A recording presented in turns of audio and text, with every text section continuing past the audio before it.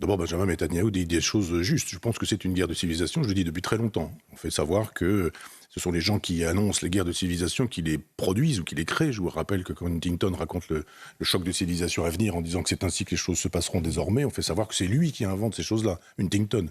Non, il est en train, c'est pas lui que le cancérologue crée le cancer qu'il vous annonce. Huntington annonçait qu'effectivement il y aurait des guerres de civilisation après la chute du mur de Berlin, c'est ce qui a lieu.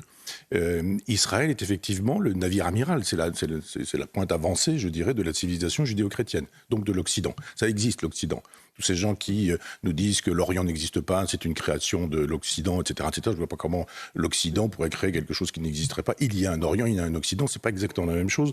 Même les gens qui font du tourisme et qui vont à Téhéran, ou les gens qui font du tourisme et qui vont à Jérusalem, voient bien que ça n'est pas la même civilisation, ne serait-ce que pour les femmes. Quand vous arrivez à Téhéran, vous avez intérêt à porter le voile, vous n'avez pas le droit d'avoir... Dans l'espace aérien aussi. Oui, voilà, c'est absolument. Quand on arrive dans l'espace aérien, vous pouvez savoir que, etc. Donc il y a un moment donné où les mots comptent. D'abord, ils comptent tout le temps, mais quand on est chef de l'État, qui plus est. C'est le mot barbarie, là, qui est en inadmissible. Mais c'est inadmissible, ce mot.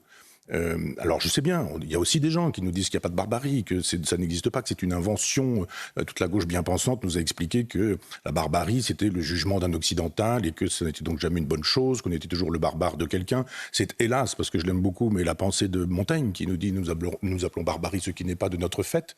Sous-entendu, le barbare c'est toujours autrui, mais il y a quand même des définitions du barbare.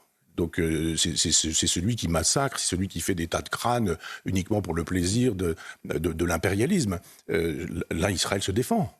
C'est comme si vous aviez une maison et puis en face de vous, vous avez une autre maison et les gens dans la maison d'en face sont hyper armés, ils ont l'intention de vous détruire.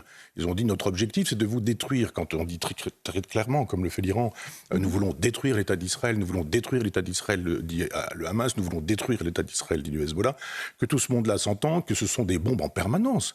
Parce que les gens ont l'impression qu'il n'y a pas de dommages, mais il n'y a pas de dommages en Israël. Pour quelle raison ? Parce qu'il y a un dôme de fer.